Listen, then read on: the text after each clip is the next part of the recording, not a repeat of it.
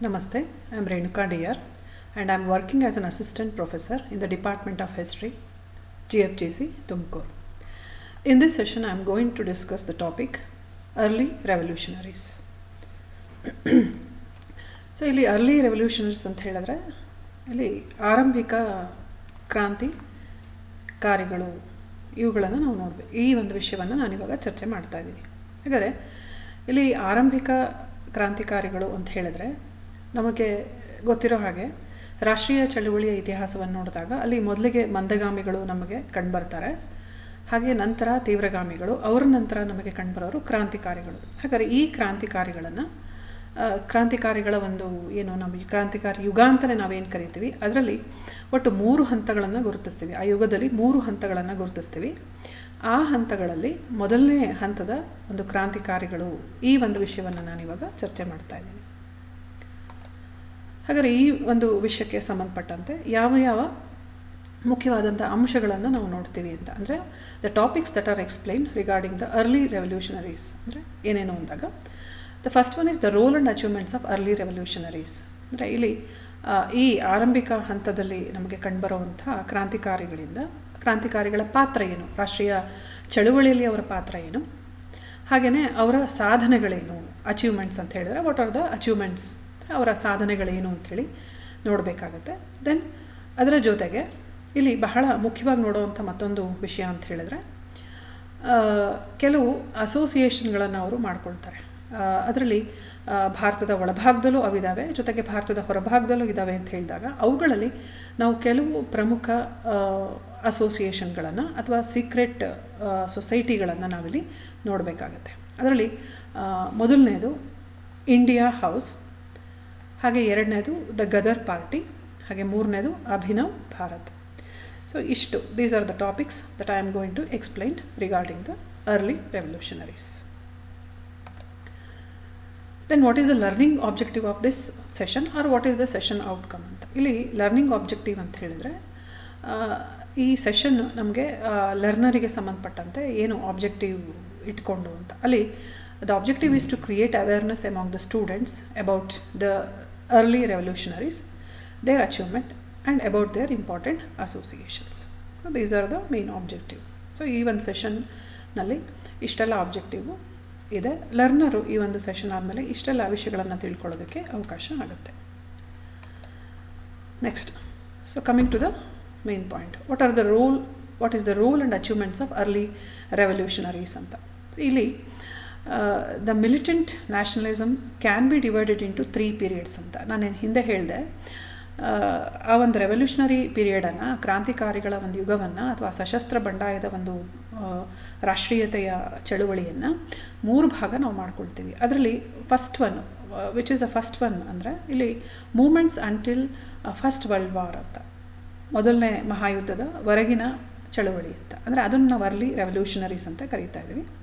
Then movements after the first world war ಇದೆಯಲ್ಲ, ಅದನ್ನು ನಾವು ಲೇಟರ್ ರೆವಲ್ಯೂಷನರೀಸ್ ಅಂತ ಕರಿಬೋದು. ದೆನ್ ಮೂಮೆಂಟ್ ಅಬ್ರಾಡ್ ಅಂತ, ಈ ಮೂಮೆಂಟ್ ಅಬ್ರಾಡ್ ಅನ್ನೋದು ನಮಗೆ ಎರಡೂ ಸಮಯದಲ್ಲಿ ಕಂಡು ಬರ್ತಾ ಇರುತ್ತೆ. ನಾವು ಇದನ್ನು ಮೂರನೇ ಒಂದು ಎರಡೂ ಸಮಯದಲ್ಲೂ ಈ ಒಂದು ನಮಗೆ ಮೂಮೆಂಟು ಕಂಡು ಬರ್ತಾ ಹೋಗುತ್ತೆ, ಎಲ್ಲಿ ಅಬ್ರಾಡಲ್ಲಿ.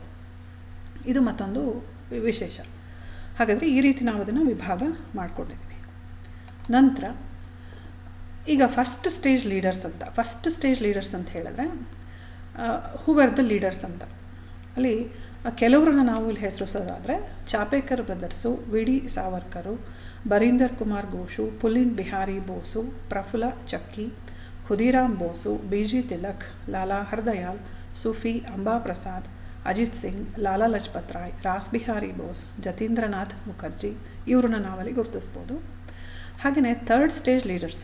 Then what about second stage leaders ಅಂತ ಹೇಳಿದ್ರೆ ಅದನ್ನು ನಂತರದ ಸೆಷನಲ್ಲಿ ನಾವು ನೋಡಬೇಕಾಗತ್ತೆ. ಈಗ ಥರ್ಡ್ ಸ್ಟೇಜ್ ಲೀಡರ್ಸ್ ಅಂತ ಹೇಳಿದ್ರೆ ಅಲ್ಲಿ madam Bhikaji Cama, Shyamji Krishna Varma, Sardar Singh Rana, Madan Lal Dhingra. They established their societies abroad like USA, Germany, Indo China, Singapore, Siam and Middle East. So ಇಲ್ಲಿ ಇವರು ಅಸೋಸಿಯೇಷನ್ಗಳನ್ನು ಮಾಡ್ತಾರೆ. ಹಾಗಾದರೆ ವಾಟ್ ಈಸ್ ದ ರೋಲ್ ಅಂತ ಹೇಳಿದಾಗ ಇಲ್ಲಿ ಇವರು ವಿಭಿನ್ನವಾಗಿ ರಾಷ್ಟ್ರೀಯ ಚಳುವಳಿಯಲ್ಲಿ ಭಾಗವಹಿಸ್ತಾರೆ. ಈಗ ನಾನು ಹಿಂದೆ ನಾವು ಹಿಂದಿನ ಒಂದು ಸೆಷನಲ್ಲಿ ನೋಡ್ದಂಗೆ ಅವರು ಸಶಸ್ತ್ರ ಬಂಡಾಯ ಅಂತ ಹೇಳಿದಾಗ ಅಲ್ಲಿ ಟೆರರಿಸಮ್ನ ಉದ್ದೇಶ ಅಲ್ಲಿದೆ ಅಂತ ಹೇಳಿದಾಗ ಇವರು ಕೆಲವು ಅಧಿಕಾರಿಗಳನ್ನು ಹತ್ಯೆ ಮಾಡೋದು. ಈಗ ಉದಾಹರಣೆಗೆ ಚಾಪೇಕರ್ ಬ್ರದರ್ಸನ್ನು ನೀವು ನೋಡ್ತು ಅಂತ ಹೇಳಿದ್ರೆ ಇವರು 3 ಜನ ಸಹೋದರರು ಇದ್ದಾರೆ. ರ್ಯಾಂಡ್ ಎಂಬ ಅಧಿಕಾರಿಯ ಸಾವಿಗೆ ಇವರು ಕಾರಣ ಆಗ್ತಾರೆ. ಇನ್ನು ವಿ ಡಿ ಸಾವರ್ಕರನ್ನು ನೋಡಿದಾಗ ಇವರು ನಮಗೆ ಆರಂಭಿಕ ಹಂತದ ಒಬ್ಬ ಮಹಾನ್ ಕ್ರಾಂತಿಕಾರಿಯಾಗಿ ಕಂಡುಬರ್ತಾರೆ. ಇವರು ಅಭಿನವ ಭಾರತ ಎಂಬ ಸಂಘಟನೆಯನ್ನು ಕಟ್ತಾರೆ. ಅದರ ಮೂಲಕ ಅನೇಕ ಕ್ರಾಂತಿಕಾರಿ ಚಟುವಟಿಕೆಗಳನ್ನು ಮಾಡ್ತಾ ಹೋಗ್ತಾರೆ. ಜೊತೆಗೆ ಇನ್ನೊಂದು ನಾವು ತುಂಬ ಗಮನಿಸುವಂಥ ಅಂಶ ಏನು ಅಂತ ಹೇಳಿದ್ರೆ ಅನೇಕ ಕ್ರಾಂತಿಕಾರಿಗಳಲ್ಲಿ ದೀರ್ಘಕಾಲಿಕ ಜೈಲುವಾಸವನ್ನು ಅನುಭವಿಸಿದಂಥ ಮೊದಲನೇ ವ್ಯಕ್ತಿನ ಯಾರು ಅಂತ ಹೇಳಿದ್ರೆ ವಿ ಡಿ ಸಾವರ್ಕರ್ ಅವರನ್ನು ನಾವಲ್ಲಿ ಗಮನಿಸಬೇಕು. ಹಾಗೆ ವಿ ಡಿ ಸಾವರ್ಕರ್ ಅವ್ರ ಬಗ್ಗೆ ನಾನು ಮುಂದೆ ಇನ್ನೂ ಹೆಚ್ಚಿನ ವಿಷಯಗಳನ್ನು ಹೇಳೋವಂಥ ಒಂದು ಪ್ರಯತ್ನ ಮಾಡಬೇಕಾಗತ್ತೆ. ಹಾಗೆಯೇ ಲಾಲಾ ಹರ್ದಯಾಳು ಅವರಿಗಿನ ಮುಂಚೆ ಬಾಲಗಂಗಾಧರ ತಿಲಕರನ್ನು ನೀವು ನೋಡ್ದು ಅಂತ ಹೇಳಿದ್ರೆ ಈಗ ಮೊದಲನೇ ಮಹಾಯುದ್ಧಕ್ಕೆ ಮುಂಚೆ ನಾವು ಭಾರತದಲ್ಲಿ ಕ್ರಾಂತಿಕಾರಿ ಚಟುವಟಿಕೆಗಳನ್ನು ನೋಡ್ತೀವಿ ಅಂತ ಹೇಳಿದಾಗ ಅದರಲ್ಲಿ ಮೊದಲಿನ ಸ್ಥಾನವನ್ನು ಪಡ್ಕೊಂಡವ್ರು ಯಾರು ಅಂತ ಹೇಳಿದ್ರೆ ಬಿ ಜಿ ತಿಲಕರು. ನಾವು ಲಾಲ್ ಬಾಲ್ ಪಾಲ್ ಅಂತ ನಾವೇನು ಕರೀತಾ ಇದ್ವಿ ಅದರಲ್ಲಿ ಅಗ್ರಗಣ್ಯರು ಯಾರು ಅಂತ ಹೇಳಿದ್ರೆ ಬಾಲಗಂಗಾಧರ ತಿಲಕರು. ಅಂದರೆ ಮೊಟ್ಟ ಮೊದಲಿಗೆ ಈ ಥರ ಕ್ರಾಂತಿಕಾರಿ ನಾವೇನು ತೀವ್ರಗಾಮಿಗಳು ಅಂತ ಕರೀತಾ ಇದ್ವಿ ಅದರಲ್ಲಿ ಅವ್ರ ನಾಯಕತ್ವವನ್ನು ವಹಿಸಿದವರು ಬಾಲಗಂಗಾಧರ ತಿಲಕರು. ಸ್ವದೇಶಿ ಚಳವಳಿಯನ್ನು ಪ್ರಾರಂಭಿಸಿದವರು ತಿಲಕರು. ಹಾಗಾಗಿ ಅವರು ನಮಗೆ ಮೊದಲನೇ ಸ್ಥಾನದಲ್ಲಿ ಕಂಡುಬರ್ತಾರೆ. ಬಟ್ ಯಾವಾಗ ತಿಲಕರು ಆ ಸ್ವದೇಶಿ ಚಳವಳಿಯ ನಂತರ ಅವರನ್ನು ಕಾರಾಗೃಹ ವಾಸಕ್ಕೆ ಒಳಪಡಿಸ್ತಾರೆ, ಅದಾದಮೇಲೆ ಆ ಮುಂದಿನ ಒಂದು ಚಳವಳಿಯನ್ನು ಮುಂದುವರಿಸ್ಕೊಂಡು ಹೋದವರು ಯಾರು ಅಂತ ಹೇಳಿದರೆ ಈ ನಂತರದ ಅನೇಕ ಏನು ನಾವು ರೆವಲ್ಯೂಷನರಿ ಟೆರರಿಸ್ಟ್ ಅಂತ ಕರೀತಾ ಇದ್ವಿ ಅವರನ್ನು ನಾವಿಲ್ಲಿ ಗುರುತಿಸ್ಬೋದು. ಅದರಲ್ಲಿ ಲಾಲಾ ಹರ್ದಯಾಳ್ ಇದ್ದಾರೆ, ಸೂಫಿ ಅಂಬಾ ಪ್ರಸಾದ್, ಇವರೆಲ್ಲರೂ ನಮಗೆ ಆ ಒಂದು ಟೆರರಿಸಮ್ ಗ್ರೂಪ್ ಏನಿದೆ ಅದರಲ್ಲಿ ಕಂಡುಬರುವಂಥ ಪ್ರಮುಖವಾಗಿರುವಂಥ ವ್ಯಕ್ತಿಗಳು. ಇನ್ನು ಥರ್ಡ್ ಸ್ಟೇಜ್ ಲೀಡರ್ಸ್ ಅಂತ ಹೇಳಿದಾಗ ನೋಡಿ ಇವರುಗಳು ಮದನ್ ಬಿಕಾಜಿ ಅಥವಾ ಶ್ಯಾಮ್ಜಿ ಕೃಷ್ಣ ವರ್ಮಾ, ಸರ್ದಾರ್ ಸಿಂಗ್ ಇವ್ರ ಬಗ್ಗೆ ನಾವು ಮುಂದೆ ಇನ್ನೂ ಹೆಚ್ಚಿಗೆ ಡಿಸ್ಕಸ್ ಮಾಡಬೇಕು. ಇಲ್ಲಿ ಥರ್ಡ್ ಸ್ಟೇಜ್ ಲೀಡರ್ಸ್ ಅಂತ ಹೇಳಿದರೆ ಇವರ ಒಂದು ವಿಷಯ ಏನಪ್ಪ ಅಂತ ಹೇಳಿದರೆ ಇವರು ಹೊರ ದೇಶದಲ್ಲಿ ಇದ್ಕೊಂಡು ಅಲ್ಲಿ ಸಂಘಟನೆಗಳಲ್ಲಿ ಕೆಲಸ ಮಾಡ್ತಾ ಅಲ್ಲಿ ಆ ರಾಷ್ಟ್ರೀಯ ಚಳುವಳಿಗೆ ಹೆಚ್ಚಿನ ಒಂದು ಮಹತ್ವವನ್ನು ಸಿಗೋವಂಥ ಒಂದು ಅವಕಾಶವನ್ನು ಮಾಡಿಕೊಡ್ತಾರೆ. ಅಂದರೆ ಅಲ್ಲಿ ಹೊರ ದೇಶದಲ್ಲಿರುವಂಥ ಭಾರತೀಯರು ಅಲ್ಲಿ ಆ ಒಂದು ಚಳುವಳಿಯನ್ನು ಪ್ರಭಾವಗೊಳಿಸ್ತಾರೆ. ಜೊತೆಗೆ ಭಾರತದಲ್ಲೂ ಆ ಚಳುವಳಿಯನ್ನು ಮುಂದುವರಿಸ್ಕೊಂಡು ಹೋಗುವಂಥ ಒಂದು ವ್ಯವಸ್ಥೆಯನ್ನು ಮಾಡುವಂಥ ಕೆಲಸ ಇಲ್ಲಿ ಈ ಸಂಘಟನೆಗಳು ಮಾಡ್ತಾ ಹೋಗ್ತವೆ. ಮುಂದೆ ನಾವು ಕೆಲವು ಸಂಘಟನೆಗಳನ್ನು ನಾನು ನೋಡಬೇಕು ಅಂತ ಹೇಳಿದೆ. ಅದರಲ್ಲಿ ಇಂಡಿಯಾ ಹೌಸ್ ಅಂತ ಈಗ ಮೊದಲನೇ ಒಂದು ಅಸೋಸಿಯೇಷನ್, ಸೀಕ್ರೆಟ್ ಅಸೋಸಿಯೇಷನ್ ಯಾವುದು ಅಂತ ಹೇಳಿದರೆ India house. So India House ಅಂತ ಹೇಳಿದ್ರೆ ಇದನ್ನು ಪ್ರಾರಂಭ ಮಾಡಿದಂಥ ವ್ಯಕ್ತಿ ನಮಗೆ ಮುಖ್ಯ ಆಗುತ್ತೆ. ಪ್ರಾರಂಭ ಮಾಡಿದವರು ಯಾರು ಅಂತ ಹೇಳಿದ್ರೆ ಶ್ಯಾಮ್ಜಿ ಕೃಷ್ಣ ವರ್ಮಾ. ಹಾಗಾದರೆ ಯಾರು ಶ್ಯಾಮ್ಜಿ ಕೃಷ್ಣ ವರ್ಮಾ ಯಾರು ಅಂತ ನಾವು ಸ್ವಲ್ಪ ನೋಡೋದಾದರೆ ಇವರು ಮೂಲತಃ ಮಹಾರಾಷ್ಟ್ರಕ್ಕೆ ಸೇರಿದವರು. ಸೊ ಮಹಾರಾಷ್ಟ್ರದ ಮಹಾನ್ ಕ್ರಾಂತಿಕಾರಿ ಅಂತಲೇ ನೀವು ಇವರನ್ನು ಕರಿಬೋದು. ಇವರು ಕೇಂಬ್ರಿಡ್ಜ್ ವಿಶ್ವವಿದ್ಯಾಲಯದಲ್ಲಿ ಕಾನೂನು ಪದವಿಯನ್ನು ಪಡ್ಕೊಂಡಿರ್ತಾರೆ. ಅಂದರೆ ಒಳ್ಳೆ ಹೊರದೇಶದ ಒಂದು ವಿಶ್ವವಿದ್ಯಾನಿಲಯದಲ್ಲಿ ಅವರು ಅಭ್ಯಾಸ ಮಾಡಿದ್ದಾರೆ ಅಂತ ಹೇಳಿದಾಗ ಖಂಡಿತವಾಗ್ಲೂ ಅಲ್ಲಿ ಒಂದು ವಿಶೇಷವಾಗಿರುವಂಥ ಒಂದು ವಲಯದಲ್ಲಿ ಅವರು ಇರ್ತಾರೆ ಅನ್ನೋದು ನಾವಲ್ಲಿ ಗಮನಿಸಬೇಕಾಗತ್ತೆ. ಅಂದರೆ ಅವ್ರ ಚಿಂತನೆಗಳಲ್ಲಿ ನಾವು ಸಾಕಷ್ಟು ವ್ಯತ್ಯಾಸಗಳನ್ನು ನೋಡ್ಬೋದು, ಸಾಕಷ್ಟು ಮುಂದುವರೆದಂಥ ಚಿಂತನೆಗಳು ಅಲ್ಲಿತ್ತ ಅಂಥೇಳಿ ನಾವಲ್ಲಿ ಗಮನಿಸೋದಕ್ಕೆ ಸಾಧ್ಯ ಆಗುತ್ತೆ. ಸೊ ಇವರು 1905ರಲ್ಲಿ ಲಂಡನ್ನಲ್ಲಿ ಈ ಒಂದು ಲಂಡನ್ ಹೌಸ್ ಅಂಥೇಳಿ, ಇಂಡಿಯಾ ಹೌಸ್ ಅಂಥೇಳಿ ಒಂದು ಅಸೋಸಿಯೇಷನನ್ನು ಪ್ರಾರಂಭಿಸ್ತಾರೆ. ಈ ಪ್ರಾರಂಭಕ್ಕೆ ಅವರಿಗೆ ಅವರ ಸಹಚರರಂತ ಇದ್ದವರು ಯಾರು ಅಂತ ಹೇಳಿದ್ರೆ ಮೇಡಮ್ ಬಿಕಾಜಿ ಕಾಮ ಆ್ಯಂಡ್ ಸರ್ದಾರ್ ಸಿಂಗ್ ರಾಣಾ ಅಂತ. ಇವರು ಹೊರದೇಶದಲ್ಲೇ ಇದ್ಕೊಂಡು ಅವರಿಗೆ ಸಹಾಯವನ್ನು ಮಾಡುವಂಥ ಒಂದು ಪ್ರಯತ್ನಗಳು ನಮಗೆ ಕಾಣಿಸ್ತಾ ಹೋಗುತ್ತೆ. ಈಗ ಪ್ರತಿಯೊಂದು ಅಸೋಸಿಯೇಷನ್ಗಳ ಕೆಲಸಗಳು ಹೇಗಿರುತ್ತೆ ಅಂತ ಹೇಳಿದ್ರೆ ಅವರು ಖಂಡಿತವಾಗ್ಲೂ ತರಬೇತಿಯನ್ನು ಕೊಡ್ತಾರೆ. ಯಾರು ಒಂದು ಭಯೋತ್ಪಾದನಾ ಚಟುವಟಿಕೆಗಳು ಏನಿದ್ದಾವೆ ಅದಕ್ಕೆ ತರಬೇತಿಯನ್ನು ಕೊಡುವಂಥ ಕೆಲಸ ನಮಗೆ ಸಾಮಾನ್ಯವಾಗಿ ಕಂಡುಬರುವಂಥ ವಿಷಯ, ಪತ್ರಿಕೆಗಳನ್ನು ಹೊರಗೆ ತರುವಂಥ ವಿಷಯ, ಜೊತೆಗೆ ಅನೇಕ ಭಯೋತ್ಪಾದನಾ ಚಟುವಟಿಕೆಗಳನ್ನು ಮಾಡುವಂಥ ವಿಷಯ, ಜೊತೆಗೆ ಯಾವುದಾದ್ರು ಅಧಿಕಾರಿಗಳನ್ನು ಹತ್ಯೆ ಮಾಡುವಂಥ ಒಂದು ಈ ಯೋಜನೆ ಏನಿರುತ್ತೆ ಅದಕ್ಕೆಲ್ಲ ಅವಕಾಶ ಮಾಡಿಕೊಡುವಂಥ ಒಂದು ಸಂಘಟನೆಗಳು ಇವಾಗಿರ್ತವೆ. ಸೊ ಇಲ್ಲೂ ಅಷ್ಟೇ ನಮ್ಗೆ ಅದೇ ಥರ ಕಾಣಿಸ್ಕೊಳ್ತಾ ಇದೆ. ಇವರು ಇಂಡಿಯನ್ ಸೋಷಿಯಾಲಜಿಸ್ಟ್ ಅಂತ ಹೇಳಿ ಒಂದು ಪತ್ರಿಕೆಯನ್ನು ಹೊರಡಿಸ್ತಾ ಇರ್ತಾರೆ. ಖಂಡಿತವಾಗ್ಲೂ ಅದು ಜಾಗೃತಿ ಮೂಡಿಸೋವಂಥ ಒಂದು ಪತ್ರಿಕೆಯಾಗಿರುತ್ತೆ. ಹಾಗೆಯೇ ಇವರ ವಿಷಯಗಳನ್ನು ನೋಡ್ತು ಅಂತ ಹೇಳಿದಾಗ ಶಿಷ್ಯ ವೇತನ, ಭಯೋತ್ಪಾದನೆ ತರಬೇತಿಯನ್ನು ಕೊಡೋದ್ರ ಜೊತೆಗೆ ಅಲ್ಲಿ ಅವರಿಗೆ ಶಿಷ್ಯ ವೇತನವನ್ನು ಕೊಡುವಂಥ ಒಂದು ಪ್ರಯತ್ನವೂ ಇಲ್ಲಿ ನಡೀತಾ ಇರುತ್ತೆ. ಹಾಗೆ ಇಲ್ಲಿ ಶ್ಯಾಮ್ಜಿ ಕೃಷ್ಣ ಅವರ ಒಂದು ಸಾಧನೆ ಅದು ವಿಫಲವಾದರೂ ಆ ಸಾಧನೆಗಳ ಸಾಲಿಗೆ ಅದು ಸೇರುತ್ತೆ. ಯಾಕಂದರೆ we are seeing the achievements, we are observing the achievements of these revolutionaries ಅಂತ ಹೇಳಿದಾಗ ಇಲ್ಲಿ ಶ್ಯಾಮ್ಜಿ ಕೃಷ್ಣ ವರ್ಮ ಒಂದು ಪ್ರಯತ್ನ ಮಾಡ್ತಾರೆ. ಆ ಪ್ರಯತ್ನ ಏನು ಅಂತ ಹೇಳಿದ್ರೆ 1909ರಲ್ಲಿ ಲಾರ್ಡ್ ಮಿಂಟೋನನ್ನು ಹತ್ಯೆ ಮಾಡುವಂಥ ಒಂದು ಪ್ರಯತ್ನಕ್ಕೆ ಇವರು ಕೈ ಹಾಕ್ತಾರೆ. ಆದರೆ ಅದರಲ್ಲಿ ಅವರು ವಿಫಲರಾಗ್ತಾರೆ. ಬಟ್ ವಿಫಲರಾದರು ಅಂಥ ಒಂದು ಪ್ರಯತ್ನ ಮಾಡಿದವರು ಶ್ಯಾಮ್ಜಿ ಕೃಷ್ಣ ವರ್ಮ. ಆದರೆ ಅವರು ಒಂದು ಪ್ರಯತ್ನದಲ್ಲಿ ಸಕ್ಸಸ್ ಆಗ್ತಾರೆ. ಯಾವುದು ಅಂತ ಹೇಳಿದರೆ ನೋಡಿ, ಇಲ್ಲಿ important act of the group was the murder of sir William Curzon Wyllie by Madan Lal Dhingra at the Imperial Institute in England on 1st July 1909. ಅಂದರೆ ನೋಡಿ, ಇಲ್ಲಿ ಮದನ್ ಲಾಲ್ ಡಿಂಗ್ರಾ ಇವನೊಬ್ಬ ಸದಸ್ಯ, he is one of the member of that India House, has murdered sir William Curzon Wyllie, ಒಬ್ಬ British ಅಧಿಕಾರಿ ಇವನು. ಇವನನ್ನು ಅವರು ಹತ್ಯೆ ಮಾಡ್ತಾರೆ. ಹಾಗಾದ್ರೆ ಯಾಕೆ ಇವನನ್ನು ಹತ್ಯೆ ಮಾಡಿದ್ರು ಅಂತ ಹೇಳಿದಾಗ, ಇವನು ಲಂಡನ್ನಲ್ಲಿ ಭಾರತದ ಇದ್ದಂಥ ನ್ಯಾಷನಲ್ ಇಂಡಿಯನ್ ಅಸೋಸಿಯೇಷನ್ ಏನಿದೆ ಅಲ್ಲಿ ಅವನು ಇಂಡಿಯಾ ಹೌಸ್ ಮತ್ತು ನ್ಯಾಷನಲ್ ಇಂಡಿಯನ್ ಅಸೋಸಿಯೇಷನ್ ಏನಿದೆ ಅದು ಒಂದು ಸಂಘಟನೆ. ಅದು ಶ್ಯಾಮ್ಜಿ ಕೃಷ್ಣ ವರ್ಮ ಅವ್ರು ಕಟ್ಟದಂಥ ಮತ್ತೊಂದು ಅಸೋಸಿಯೇಷನು. ಅದು ಇಂಡಿಯನ್ ಹೋಮ್ ರೂಲ್ ಸೊಸೈಟಿ ಅಂಥೇಳಿ ನಾವು ಅದನ್ನು ಕರಿಬೋದು. ಇಲ್ಲಿ ಅವ್ರ ಚಟುವಟಿಕೆಗಳು ಏನು ಲಂಡನ್ನಲ್ಲಿ ನಡೀತಾ ಇರುತ್ತೆ ಅದ್ರ ಬಗ್ಗೆ ಇವನು ಬ್ರಿಟಿಷ್ ಗೌರ್ನಮೆಂಟಿಗೆ ಮಾಹಿತಿಯನ್ನು ಕೊಡ್ತಾ ಇರ್ತಾನೆ. ಎಲ್ಲ ಕ್ರಾಂತಿಕಾರಿಗಳ ವಿಷಯವನ್ನು ಆತ ಮಾಹಿತಿಯನ್ನು ಕೊಡ್ತಾ ಇರ್ತಾನೆ. ಹಾಗಾಗಿ ಇವನನ್ನು ಒಂದು ಸಾರ್ವಜನಿಕ ಸಭೆಯಲ್ಲಿ ಗುಂಡಿಕ್ಕಿ ಕೊಲ್ಲುವಂಥ ಪ್ರಯತ್ನ, he was shot dead by Madan Lal Dhingra. And this is one of the important achievement of that association ಅಂತ ನಾವು ಹೇಳ್ಬೋದು.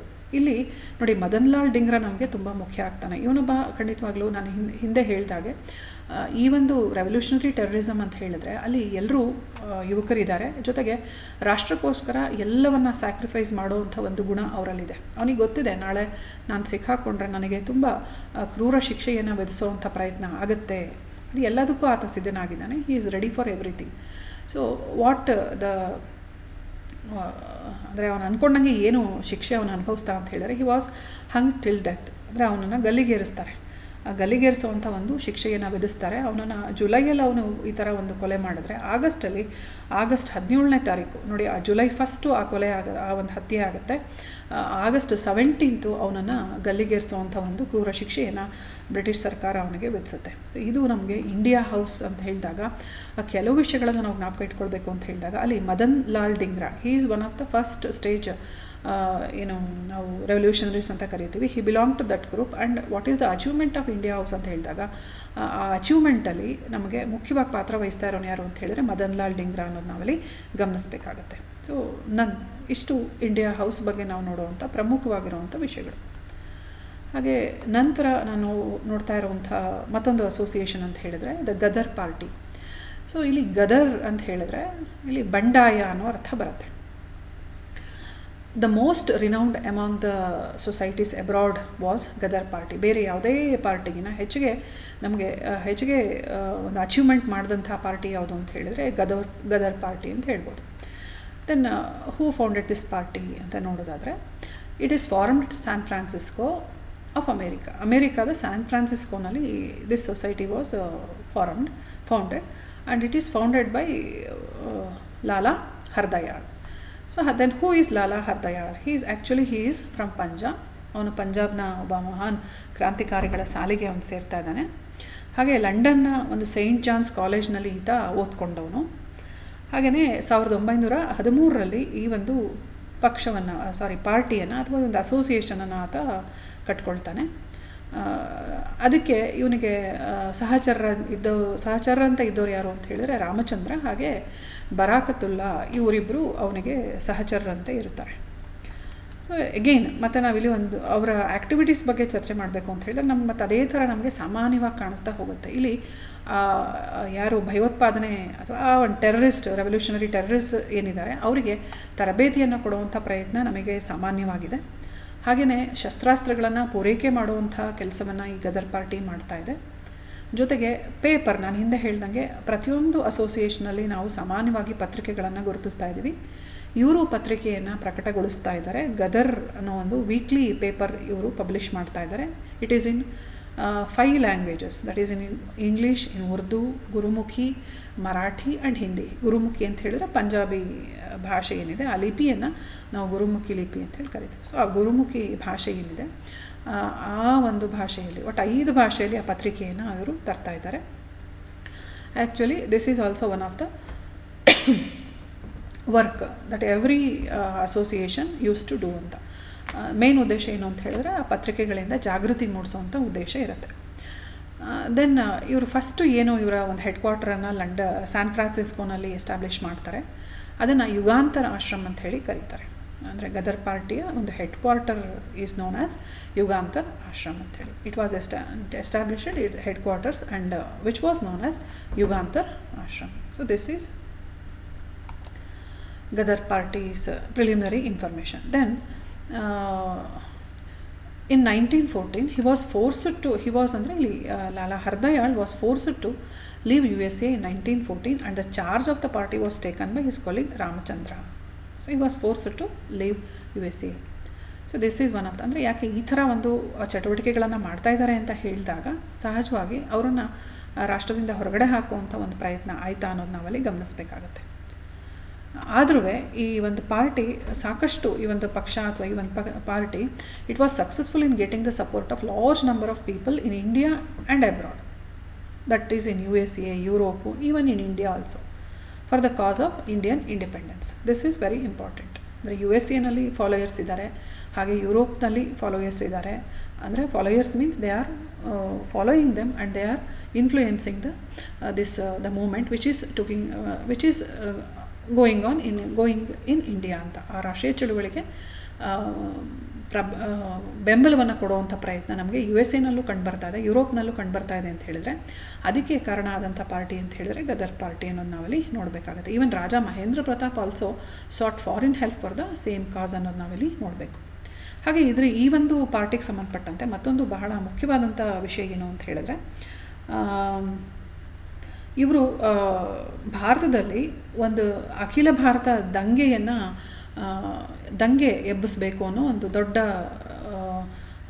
ಉದ್ದೇಶ ಇವರಿಗಿರುತ್ತೆ. ಆ ಉದ್ದೇಶವನ್ನು ಪೂರೈಸ್ಕೊಳ್ಳೋದಕ್ಕೆ ದೊಡ್ಡ ಪ್ರಮಾಣದಲ್ಲಿ ಶಸ್ತ್ರಾಸ್ತ್ರಗಳನ್ನು ಇವರು ಸ್ಮಗಲ್ ಮಾಡ್ತಾ ಇರ್ತಾರೆ.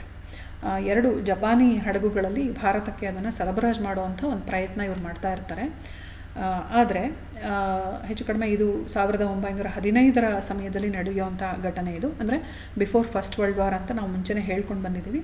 ಸೊ ಈ ಬಿಫೋರ್ ಫಸ್ಟ್ ವರ್ಲ್ಡ್ ವಾರು ಇವರು ಫಸ್ಟ್ ಸ್ಟೇಜ್ ಲೀಡರ್ಸ್ ಅಂತ ಹೇಳಿದಾಗ ನಮಗೆ ಇಲ್ಲಿ ಈ ಒಂದು ಪಾರ್ಟಿಯಲ್ಲಿ ಕಂಡುಬರುವಂಥ ಬಹಳ ಮುಖ್ಯವಾದಂಥ ಒಂದು ವಿಷಯ ಏನು ಅಂತ ಹೇಳಿದರೆ, ಇವರು ಶಸ್ತ್ರಾಸ್ತ್ರಗಳನ್ನು ಭಾರತದಲ್ಲಿ ಅಖಿಲ ಭಾರತ ದಂಗೆ, ಇಡೀ ಭಾರತದಲ್ಲಿ ದಂಗೆ ಏಳಿಸಬೇಕು, ಬ್ರಿಟಿಷರ ವಿರುದ್ಧ ದಂಗೆ ಏಳಿಸಬೇಕು ಅನ್ನೋ ದೊಡ್ಡ ಉದ್ದೇಶ ಇಟ್ಕೊಂಡು ಇವರು ದೊಡ್ಡ ಪ್ರಮಾಣದ ಶಸ್ತ್ರಾಸ್ತ್ರಗಳನ್ನು ಹಡಗುಗಳಲ್ಲಿ 2 ಜಪಾನಿ ಹಡಗುಗಳಲ್ಲಿ ಭಾರತದ ಕಡೆ ಅದನ್ನು ಕಳಿಸುವಂಥ ಪ್ರಯತ್ನ ಮಾಡ್ತಾ ಇರ್ತಾರೆ. ಆದರೆ ಇದು ಬ್ರಿಟಿಷರಿಗೆ ಗೊತ್ತಾಗುತ್ತೆ. ತಕ್ಷಣ ಆ ಎಲ್ಲ ಹಡಗುಗಳು ಸಿಕ್ಕಿಬೀಳ್ತವೆ. ಆ ಶಸ್ತ್ರಾಸ್ತ್ರಗಳನ್ನೆಲ್ಲ all the arms were confiscated and ಏನು ಅಲ್ಲಿ ನಿರ್ಧಾರ ಆಯಿತು ಅಂತ ಹೇಳಿದರೆ, ಈ ಸಮಯದಲ್ಲಿ ಯಾರ್ಯಾರು ಇದರಲ್ಲಿ ಇನ್ವಾಲ್ವ್ ಆಗಿದ್ರು ಅನ್ನೋದು ಅಲ್ಲಿ ಪತ್ತೆ ಹಚ್ಚುವಂಥ ಪ್ರಯತ್ನ ಆಗುತ್ತೆ. ಆ ಪ್ರಯತ್ನ ಆದಮೇಲೆ ಶಿಕ್ಷೆ ಹೇಗಿತ್ತು, ಆ ಪತ್ತೆ ಆದವರನ್ನು ಗುರಿಯಾಗಿಟ್ಕೊಂಡು ಶಿಕ್ಷೆಗಳು ಹೇಗಿತ್ತು ಅಂತ ಹೇಳಿದ್ರೆ ಅದರಲ್ಲಿ ಸುಮಾರು 42 ಜನನ ಗಲ್ಲಿಗೇರಿಸ್ತಾರೆ. ಹಾಗೆಯೇ 114 ಜನರನ್ನು ಜೈಲು ವಾಸಕ್ಕೆ ತಳ್ತಾರೆ. ಸೊ ಇದು ನಾವಲ್ಲಿ ಗಮನಿಸುವಂಥ ವಿಚಾರ. ಬಟ್ ಇಲ್ಲಿ although it is A failure, this attempt failed, but what is ನಾವೇನು ಇಲ್ಲಿ ನೋಡೋವಂಥ ವಿಷಯ ಏನು ಅಂತ ಹೇಳಿದ್ರೆ, ಇಂಥ ಒಂದು ದೊಡ್ಡ ಪ್ರಯತ್ನವನ್ನು ಮಾಡಿದಂಥ ಪಾರ್ಟಿ ಯಾವುದು ಅಂತ ಹೇಳಿದ್ರೆ ಗದರ್ ಪಾರ್ಟಿ ಅನ್ನೋದು ನಾವಲ್ಲಿ ಗಮನಿಸಬೇಕು. ಅಂದರೆ ಇದು ಅಕಸ್ಮಾತ್ ಏನಾದ್ರು ಸಕ್ಸಸ್ ಆಗಿತ್ತು ಅಂತ ಹೇಳಿದ್ರೆ ಖಂಡಿತವಾಗ್ಲೂ ನಾವು ಬೇರೆ ರೀತಿಯ ಪರಿಣಾಮಗಳನ್ನು ಭಾರತದ ರಾಷ್ಟ್ರೀಯ ಚಳುವಳಿಯಲ್ಲಿ ನಾವು ನೋಡ್ಬೋದಾಗಿತ್ತ ಅನ್ನೋದು ಮತ್ತೊಂದು ನಾವು ಗಮನಿಸುವಂಥ ವಿಷಯ. ಸೊ ಹಾಗಾಗಿ ಗದರ್ ಪಾರ್ಟಿ ಅಂದಾಗ ಇದನ್ನು ಪ್ರಾರಂಭ ಮಾಡಿದವರು ಲಾಲಾ ಹರ್ದಯಾಳ್ ಇದನ್ನು ಪ್ರಾರಂಭಿಸ್ತಾರೆ. ಇವರು ಮೂಲತಃ ಪಂಜಾಬಿಗೆ ಸೇರಿದವರು ಅಂತ. ಹಾಗೆಯೇ ಚಟುವಟಿಕೆಗಳನ್ನು ನಾವು ಗಮನಿಸಿದಾಗ ಇಲ್ಲಿ USA ಮತ್ತು ಯುರೋಪು ಎಲ್ಲ ಕಡೆ ನಮಗೆ ಅಲ್ಲಿ ಭಾರತದ ರಾಷ್ಟ್ರೀಯ ಚಳುವಳಿಯ ಬಗ್ಗೆ ಅಲ್ಲಿ ಒಂದು ಬೆಂಬಲ ಇರ್ತಾ ಇತ್ತು. ಅವರು ಅಲ್ಲಿರುವಂಥ ಜನನೂ ಅದನ್ನು ಇನ್ಫ್ಲೂಯೆನ್ಸ್ ಮಾಡ್ತಾಯಿದ್ರು ಅನ್ನೋದು ನಾವಲ್ಲಿ ಗಮನಿಸ್ತಾ ಹೋಗಬೇಕಾಗತ್ತೆ. ನಂತರ coming to the Abhinav Bharat, the last association. This is Abhinava Bharat ಅಂತ ಹೇಳಿದ್ರೆ ಇದು ಮತ್ತೊಂದು ತುಂಬ ಮುಖ್ಯವಾಗಿರುವಂಥ ಇರೋ ಸಂಘಟನೆಗಳಲ್ಲಿ ಮತ್ತೊಂದು ವಿಶೇಷ ಸ್ಥಾನವನ್ನು ಪಡ್ಕೊಳ್ಳುವಂಥ ಸಂಘಟನೆ ಅಂತ ಹೇಳ್ಬೋದು. And this was established in Maharashtra by Vinayak Damodar Savarkar, who is popularly known as V D Savarkar. So this is established, this society was established by V D Savarkar in 1904. So ಈಗ ಅಭಿನವ ಭಾರತದ ಬಗ್ಗೆ ನಾವು ತಿಳ್ಕೊಳ್ಳೋದಕ್ಕಿಂತ ಮುಂಚೆ ವಿ ಡಿ ಸಾವರ್ಕರ್ ಬಗ್ಗೆ ನಾವು ಒಂದಷ್ಟು ವಿಷಯವನ್ನು ಚರ್ಚೆ ಮಾಡಲೇಬೇಕಾಗತ್ತೆ. ವಿ ಡಿ ಸಾವರ್ಕರ್ ಅಂತ ಹೇಳಿದಾಗ ನೋಡಿ, ವಿ ಡಿ ಸಾವರ್ಕರ್ ಅಂದ ತಕ್ಷಣ ನಮಗೆ ಜೊತೆಗೆ ಜ್ಞಾಪಕ ಆಗುವಂಥದ್ದು ಏನು ಅಂತ ಹೇಳಿದ್ರೆ the first war of independence ಅಂತ.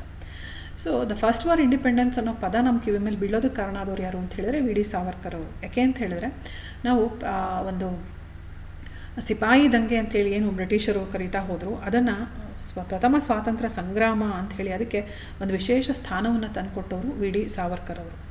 ಹಾಗೆಯೇ ಈ ಕ್ರಾಂತಿಕಾರಿಗಳ ಬಗ್ಗೆ ನಾವು ನೋಡಬೇಕಾದ್ರೆ ತುಂಬ ವಿಶೇಷವಾಗಿರುವಂಥ ಸ್ಥಾನವನ್ನು ವಿ ಡಿ ಸಾವರ್ಕರ್ ಅವರು ಪಡ್ಕೊಳ್ತಾರೆ. ಯಾಕೆ ಅಂತ ಹೇಳಿದ್ರೆ ನಾವು ಅನೇಕ ಕ್ರಾಂತಿಕಾರಿಗಳನ್ನು ನೋಡಿದ್ವಿ, ಅವರೆಲ್ಲರೂ ಜೈಲುವಾಸವನ್ನು ಅನುಭವಿಸ್ತಾರೆ. ಬಟ್ ಅವರಲ್ಲೆಲ್ಲ ಹೆಚ್ಚು ಸಮಯದವರೆಗೆ ಜೈಲುವಾಸವನ್ನು ಅನುಭವಿಸಿದವರು ಯಾರು ಅಂತ ಹೇಳಿದ್ರೆ ವಿ ಡಿ ಸಾವರ್ಕರ್ ಅನ್ನೋದು ನಾವಲ್ಲಿ ಗಮನಿಸಬೇಕಾಗತ್ತೆ. ಸೊ ಇವ್ರ ಬಗ್ಗೆ ಒಂದಷ್ಟು ವಿಷಯಗಳನ್ನು ನಾವು ನೋಡೋದಾದರೆ, ಇವರು ಮೂಲತಃ ಮಹಾರಾಷ್ಟ್ರಕ್ಕೆ ಸೇರಿದವರು. ಹಾಗೆಯೇ ಪೂನಾದ ಫರ್ಗ್ಯೂಸನ್ ಕಾಲೇಜಲ್ಲಿ ಮತ್ತು ಲಂಡನ್ನ ಕೇಂಬ್ರಿಡ್ಜ್ ವಿಶ್ವವಿದ್ಯಾನಿಲಯದಲ್ಲಿ ಇವರು ವಿದ್ಯಾಭ್ಯಾಸವನ್ನು ಮಾಡ್ತಾರೆ. ಹಾಗೆ ತಿಲಕರು ಮತ್ತು ಗೋಖಲೆಯವರು ಇವರ ಗುರುಗಳ ಸ್ಥಾನದಲ್ಲಿ ಇರ್ತಾರೆ. ಸೊ ಗುರುಗಳ ಅಂಥೇಳಿ ಇವರು ಒಪ್ಕೊಂಡವರು ತಿಲಕರು ಮತ್ತು ಗೋಖಲೆಯವರು. ನೋಡಿ ಎಂಥ ಒಂದು ವಿಶೇಷ, ಗೋಖಲೆಯವರನ್ನು ನಾವು ಮಂದಗಾಮಿಗಳ ನಾಯಕ ಅಂತ ಕರೆದ್ರೆ ತಿಲಕರನ್ನು ತೀವ್ರಗಾಮಿಗಳ ನಾಯಕ ಅಂತ ನಾವು ಕರೀತಾ ಇದ್ವಿ. ಅಂದರೆ ಎರಡೂ ಒಂದು ಸಿದ್ಧಾಂತಗಳನ್ನು ಇವರು ಒಪ್ಕೊಂಡವರು ಅನ್ನೋದು ನಾವಿಲ್ಲಿ ಗಮನಿಸಬೇಕಾಗತ್ತೆ. ಹಾಗೆಯೇ ಇವರ ಒಂದು ಕ್ರಾಂತಿಕಾರಕ ಚಟುವಟಿಕೆಗಳ ಬಗ್ಗೆ ನಾವು ನೋಡೋದಾದರೆ 1904ರಲ್ಲಿ ಅಭಿನವ ಭಾರತ ಅಂಥೇಳಿ ಒಂದು ಸಂಘಟನೆ ಪ್ರಾರಂಭ ಆಗುತ್ತೆ. It was established by him in 1904 and it was established in 1900 only but called by different name Mitra Mela. ಅಂದರೆ ಮೊದಲು ಇದೇ ಒಂದು ಸಂಘಟನೆಯನ್ನು ಮಿತ್ರ ಮೇಳ ಅನ್ನೋ ಹೆಸರಲ್ಲಿ ಪ್ರಾರಂಭಿಸಿರ್ತಾರೆ. But later it was changed as Abhinav Bharat. ಅಂದರೆ in 1904 actually it was established in 1900 as Mitra Mela, but it was changed as Abhinav Bharat in 1904. So ಇದು ಮತ್ತೊಂದು ಗಮನಿಸುವಂಥ ವಿಚಾರ. And the members were firebrand of young people prepared to dedicate their lives for the sake of their motherland. ಇದು ನಮಗೆ ಸಾಮಾನ್ಯ. ನೀವು ಯಾವುದೇ ಒಂದು ಅಸೋಸಿಯೇಷನ್ ತಗೊಳ್ಳಿ, ಅದರಲ್ಲಿ ಸದಸ್ಯರು ಎಲ್ಲರೂ ಹೀಗೆ ಇದ್ದಾರೆ. ಅಂದರೆ ಅವರು ಎಲ್ಲದಕ್ಕೂ ಸಿದ್ಧವಾಗಿದ್ದಾರೆ, ಪ್ರಾಣತ್ಯಾಗಕ್ಕೂ ಸಿದ್ಧವಾಗಿದ್ದಾರೆ, ರಾಷ್ಟ್ರದ ಸ್ವತಂತ್ರಕ್ಕೋಸ್ಕರ ಸರ್ವಪರಿತ್ಯಾಗಕ್ಕೂ ಅವರು ಸಿದ್ಧವಾಗಿದ್ದಾರೆ ಅಂತ ಹೇಳಿದಾಗ ಅಂಥವ್ರು ಯಂಗ್ ಪೀಪಲ್ ಏನಿದ್ದಾರೆ ಅವರು ಇದರಲ್ಲಿ ಸದಸ್ಯತ್ವವನ್ನು ಪಡ್ಕೊಂಡಿದ್ದಾರೆ. ಸೊ ಹಾಗಾಗಿ ಇದು ನಾವು ಮತ್ತೊಂದು ಗಮನಿಸುವಂಥ ವಿಚಾರ. ಹಾಗೆಯೇ ಈಗ ವಿ ಡಿ ಸಾವರ್ಕರ್ ಅವರು ಅವರ ಒಂದು ವೈಯಕ್ತಿಕ ಸಾಧನೆಗಳನ್ನು ನಾವು ನೋಡಿದಾಗ, ಒಂದು ಕ್ರಾಂತಿಕಾರಿಗಳ ಜೊತೆ ಸೇರಿಕೊಂಡು ಆ ಸಂಘಟನೆಗಳನ್ನು ಮುಂದಿಟ್ಕೊಂಡು ಮಾಡುವಂಥ ಸಾಧನೆಗಳ ಜೊತೆಗೆ ಇವರು ವೈಯಕ್ತಿಕವಾಗಿ ಅವರ ಒಂದು ವ್ಯಕ್ತಿಗತ ಗುಣಗಳನ್ನು ತಿಳಿಸುವಂಥ ಕೆಲವು ಸಾಧನೆಗಳನ್ನು ನಾವು ನೋಡೋದಾದರೆ ನೋಡಿ, V D Savarkar translated the Italian revolutionary Mazzini to Marathi to influence the youngsters ಅಂತ. ನೋಡಿ ಎಷ್ಟರ ಮಟ್ಟಕ್ಕೆ ಇಲ್ಲಿ ಒಬ್ಬ ಪ್ರಬುದ್ಧ ಲೇಖಕರಾಗೂ ನಮಗೆ ವಿ ಡಿ ಸಾವರ್ಕರ್ ಅವರು ಕಂಡುಬರ್ತಾರೆ. ಅಂಥವ್ರು ಮಾತ್ರ ಈ ಥರ ಒಂದು ಮಹಾನ್ ಕೃತಿಗಳನ್ನು ರಚನೆ ಮಾಡೋದಕ್ಕೆ ಸಾಧ್ಯ ಅಂತ. ನೋಡಿ ಅವರ ಒಂದು ವಿಷಯದಲ್ಲಿ ಅವ್ರ ಕೃತಿಗಳು ಹೇಗಿದೆ ಅಂತ ಹೇಳಿದ್ರೆ ನೋಡಿ, ಇಟಾಲಿಯನ್ ರೆವಲ್ಯೂಷನರಿ ಮಝೀನಿಯ ವಿಷಯಗಳನ್ನು, ಅಂದರೆ ಇಟಲಿಯಲ್ಲಿ ಏನು ರೆವಲ್ಯೂಷನ್ ಆಯಿತು, ಬದಲಾವಣೆಗಳನ್ನು ತರುವಂಥ ಒಂದು ಪ್ರಯತ್ನ ಆ ಕ್ರಾಂತಿಯಿಂದ ಆಯಿತು, ಅದನ್ನು ಅವರು ಅಲ್ಲಿ ಅವರ ಹೋರಾಟಗಳು ಯಾವ ಥರ ಇತ್ತು ಅನ್ನೋ ಒಂದು ವಿಧಿವಿಧಾನಗಳನ್ನು ತಿಳಿಸುವಂಥ ಕೃತಿಯನ್ನು ಅವ್ರೇನು ಮಾಡ್ತಾರೆ, ಮರಾಠಿಗೆ ಅದನ್ನು ಟ್ರಾನ್ಸ್ಲೇಟ್ ಮಾಡ್ತಾರೆ. ಸೊ ಇದು ಬಹಳ ಮುಖ್ಯವಾದಂಥ ವಿಚಾರ. ಅಂದರೆ ಎಷ್ಟರ ಮಟ್ಟಕ್ಕೆ ರಾಷ್ಟ್ರದ ಒಂದು ವಿಷಯದಲ್ಲಿ ಅವರು ಚಿಂತನೆಗಳು ನಡೀತಾ ಇದ್ವು, ರಾಷ್ಟ್ರದ ಸ್ವತಂತ್ರಕ್ಕಾಗಿ ಹೋರಾಟಗಳ ವಿಧಿವಿಧಾನಗಳು ಯಾವ ಥರ ಇತ್ತು ಅಂತ ಹೇಳಿದಾಗ ಖಂಡಿತವಾಗ್ಲೂ ಇದು ಒಂದು ವಿಧಾನ ಅನ್ನೋದು ನಾವಲ್ಲಿ ಗಮನಿಸಬೇಕಾಗುತ್ತೆ. ಯಾಕಂದರೆ ಸಮಕಾಲೀನ ವಿದ್ಯಮಾನಗಳು ನಮಗೆ ಆ ರೆವಲ್ಯೂಷನರಿ ಟೆರರಿಸಮ್ನ ಒಂದು ಹುಟ್ಟುವಿಕೆಗೆ ಕಾರಣ ಅಂತ ಹೇಳಿದಾಗ ಇಲ್ಲಿ ಮಝೀನಿ ಇಟಾಲಿಯನ್ ರೆವಲ್ಯೂಷನು ನಮಗೇನಾಗುತ್ತೆ ಮುಖ್ಯವಾಗುತ್ತೆ. ಅಲ್ಲಿ ಆ ಒಂದು ಕೃತಿ ಏನಿದೆ ಅದು ಸಾಕಷ್ಟು ಯಂಗ್ ರೆವಲ್ಯೂಷನರೀಸ್ನ ಅದು ಇನ್ಫ್ಲೂಯೆನ್ಸ್ ಮಾಡ್ತು ಅನ್ನೋದು ನಾವಲ್ಲಿ ನೋಡಬೇಕು. ಹಾಗೆಯೇ he published the work the Indian war of independence ಅಂಥೇಳಿ, ಇಂಡಿಪೆಂಡೆನ್ಸ್ 1857 ಅಂತ. ನೋಡಿ ನಾನು ಹಿಂದೆ ಹೇಳಿದೆ the first war of independence ಅಂತ ಅವರೇ ಹೇಳಿದವರು, ವಿ ಡಿ ಸಾವರ್ಕರೇ ಹೇಳಿದವರು. ಅದಕ್ಕೆ ಸಂಬಂಧಪಟ್ಟಂತೆ ಅವರು ಒಂದು ಕೃತಿಯನ್ನು ರಚನೆ ಮಾಡ್ತಾರೆ. ಅದು ಯಾವುದು ಅಂದರೆ the Indian war of independence 1857 ಅಂತ. ಅದ್ರ ಬಗ್ಗೆ ನಮಗೆ ದೀರ್ಘ ಮಾಹಿತಿಯನ್ನು ಕೊಡುವಂಥ ಒಂದು ಕೃತಿಯನ್ನು ಅವರು ರಚನೆ ಮಾಡಿದ್ರು ಅನ್ನೋದು ನಾವಲ್ಲಿ ನೋಡಬೇಕಾಗತ್ತೆ. ಇನ್ನು ಇತರೆ ಚಟುವಟಿಕೆಗಳನ್ನು ನಾವು ಗಮನಿಸೋದಾದರೆ ಇವರು 1904ರಲ್ಲಿ ಗುಪ್ತ ಸಂಘವನ್ನು ಅವರು ನಿರ್ಮಾಣ ಮಾಡ್ತಾರೆ. ಜೊತೆಗೆ ಇವ್ರ ಚಟುವಟಿಕೆಯ ಪ್ರಮುಖ ಕೇಂದ್ರಗಳು ಯಾವುದಾದಿತ್ತು ಅಂತ ಹೇಳಿದರೆ, ಒಂದು ಮಹಾರಾಷ್ಟ್ರ, ಪಂಜಾಬು, ಒಟ್ಟು 3 ಕೇಂದ್ರಗಳನ್ನು ಗುರುತಿಸ್ತಾ ಇದ್ದೀವಿ. ಒಂದು ಮಹಾರಾಷ್ಟ್ರ, ಪಂಜಾಬು, ಹಾಗೆ ಮತ್ತೊಂದು ಬಂಗಾಳ. ಇವೆಲ್ಲ ಕ್ರಾಂತಿಕಾರಕ ಚಟುವಟಿಕೆಯ ಕೇಂದ್ರಗಳು ಅಂತ ಹೇಳ್ಬೋದು. ಅದರ ಜೊತೆಗೆ ಇತರೆ ಭಾರತವಲ್ಲದೆ ಹೊರ ರಾಷ್ಟ್ರಗಳಲ್ಲಿ ಇವ್ರ ಚಟುವಟಿಕೆಗಳನ್ನು ನಾವು ಗಮನಿಸೋದಕ್ಕೂ ಸಾಧ್ಯ ಆಯಿತು ಅಂತ ಹೇಳಿದಾಗ, ಆ ರಾಷ್ಟ್ರಗಳು ಇಂಗ್ಲೆಂಡು, ಅಮೇರಿಕಾ, ಕೆನಡಾ, ರಷ್ಯಾ, ಹಾಗೆಯೇ ಇನ್ನೊಂದು ಇಷ್ಟು ರಾಷ್ಟ್ರಗಳು, ಇಂಗ್ಲೆಂಡು, ಅಮೇರಿಕಾ, ಕೆನಡಾ, ರಷ್ಯಾ. ಇಲ್ಲಿ ಗುಪ್ತ ಕೇಂದ್ರಗಳನ್ನು ಸ್ಥಾಪಿಸ್ಕೊಂಡು ಅದ್ರ ಮೂಲಕ ಅವರು ಕೆಲಸಗಳನ್ನು ಮಾಡ್ತಾ ಹೋಗ್ತಾರೆ. ಯಾವುದೇ ಒಂದು ಸೊಸೈಟಿ, ನಾನು ಹಿಂದೆ ಹೇಳಿದಾಗೆ ಕಾಮನ್ ಆಗಿ ಯಾವ್ಯಾವ ಕೆಲಸಗಳನ್ನು ಆ ಒಂದು ಸೊಸೈಟಿ ಮಾಡುತ್ತೆ, ಆ ಕೆಲಸಗಳನ್ನು ಇವರು ಭಾರತದ ಒಳಗಡೆ ಭಾಗದಲ್ಲೂ ಮಾಡ್ತಾ ಇದ್ದಾರೆ, ಭಾರತದ ಹೊರಭಾಗದಲ್ಲೂ ಮಾಡುವಂಥ ಪ್ರಯತ್ನಗಳು ಅಲ್ಲಿ ನಡೀತಾ ಇದೆ. ಇನ್ನು ಅದನ್ನು ಬಿಟ್ಟರೆ ಇಲ್ಲಿ ಭಾರತದಲ್ಲಿ ಕೆಲವು ಪ್ರಮುಖ ವಿಷಯಗಳನ್ನು ನಾವು ನೋಡೋದಾದರೆ, ಇವರು ಬಾಂಬೆಯಲ್ಲಿ ಒಂದು ಬಾಂಬ್ ತಯಾರಿಕಾ ಘಟಕವನ್ನು ಅವರು ಕೈಗಾರಿಕೆಯನ್ನು ನಡೆಸ್ತಾ ಇರ್ತಾರೆ. ಹಾಗೆಯೇ ಇನ್ಕಿಲಾಬ್ ಅಂತ ಹೇಳಿ ಒಂದು ಪತ್ರಿಕೆಯನ್ನು ಸಹ ಇವರು ಪ್ರಕಟಗೊಳಿಸ್ತಾ ಇರ್ತಾರೆ. ಎಲ್ಲ ಸಂಘಟನೆಗಳು, ಪತ್ರಿಕೆಗಳು ನಮಗೆ ಸಾಮಾನ್ಯ ಅಂತ ಹೇಳಿದೆ, ಇವರ ಪತ್ರಿಕೆಯನ್ನು ನಾವು ಇನ್ಕಿಲಾಬ್ ಅಂತ ಹೇಳಿ ಪತ್ರಿಕೆಯನ್ನು ಇವರು ಪ್ರಕಟ ಮಾಡ್ತಾ ಇರ್ತಾರೆ. ಅಫ್ಕೋರ್ಸ್ ಅಲ್ಲಿ ಆ ಒಂದು ಇನ್ಕಿಲಾಬ್ ಪತ್ರಿಕೆ ಖಂಡಿತವಾಗ್ಲೂ ಮತ್ತು ಆ ಒಂದು ರಾಷ್ಟ್ರೀಯ ಚಳುವಳಿಯ ಬಗ್ಗೆ ಜಾಗೃತಗೊಳಿಸುವಂಥ ಪ್ರಯತ್ನ ಆ ಪತ್ರಿಕೆಗಳಲ್ಲಿ ಇತ್ತು ಅಂತ, ಲೇಖನಗಳು ಜಾಗೃತಗೊಳಿಸುವಂಥ ಪ್ರಬುದ್ಧ ಲೇಖನಗಳು ಆ ಪತ್ರಿಕೆಗಳಲ್ಲಿ ಇತ್ತು ಅನ್ನೋದು ನಾವಲ್ಲಿ ನೋಡ್ತಾ ಹೋಗಬೇಕಾಗುತ್ತೆ. ಹಾಗೆಯೇ ಬಹಳ ಮುಖ್ಯವಾದಂಥ ಚಟುವಟಿಕೆಗಳಲ್ಲಿ ನಮಗೆ ಅಹಮದಾಬಾದ್ ಬಾಂಬ್ ಕೇಸು ಮತ್ತು ಸತಾರಾ ಕಾನ್ಸ್ಪಿರಸಿ ಕೇಸು, ಇವೆಲ್ಲ these conspiracy cases are connected with Abhinava Bharata ಅನ್ನೋದು ನಾವಲ್ಲಿ ಗಮನಿಸ್ತಾ ಹೋಗಬೇಕಾಗುತ್ತೆ. ಸೊ ಇಷ್ಟು ನಾವಲ್ಲಿ ಇದುವರೆಗೆ ನಾವು ನೋಡಿದಂಥ ವಿಷಯಗಳು. ಅಂದರೆ ಈ ಒಂದು ಅರ್ಲಿ ರೆವಲ್ಯೂಷನರಿಗೆ ಸಂಬಂಧಪಟ್ಟಂತೆ ಅವರ ರೋಲ್ ಏನು, ಭಾರತದ ಸ್ವಾತಂತ್ರ್ಯ ಚಳುವಳಿಯಲ್ಲಿ ಅವರ ರೋಲ್ ಏನು, ಹಾಗೆಯೇ what are the achievements they have achieved ಅಂಥೇಳಿ ಆ ವಿಷಯಗಳನ್ನು ನಾವು ಇದುವರೆಗೆ ಚರ್ಚೆ ಮಾಡಿದ್ವಿ. ಇದಕ್ಕೆ ಸಂಬಂಧಪಟ್ಟಂತೆ ನಾವು ರೆಫರೆನ್ಸನ್ನು, ಈ ಒಂದು ಸೆಷನಿಗೆ ಸಂಬಂಧಪಟ್ಟಂತೆ ರೆಫರೆನ್ಸನ್ನು ನೋಡೋದಾದರೆ, ಸೊ ಇಷ್ಟು ರೆಫರೆನ್ಸ್ಗಳನ್ನು ನಾವಲ್ಲಿ ನೋಡ್ಬೋದು. ಇದಲ್ದಲ್ಲ ಇನ್ನೂ ಅನೇಕ ವಿಷಯಗಳನ್ನು ನಾವು ಸಂಗ್ರಹ ಮಾಡೋದಕ್ಕೂ ಅಲ್ಲಿ ಅವಕಾಶ ಇದೆ. ಅನೇಕ ಸೋರ್ಸಸ್ ಇದ್ದಾವೆ, ಅವುಗಳನ್ನು ನಾವು ಕಲೆಕ್ಟ್ ಮಾಡಿ ಇನ್ನೂ ಹೆಚ್ಚಿನ ಮಾಹಿತಿಯನ್ನು ಸಂಗ್ರಹ ಮಾಡುವಂಥ ಪ್ರಯತ್ನ ಮಾಡಬಹುದು. Thank you.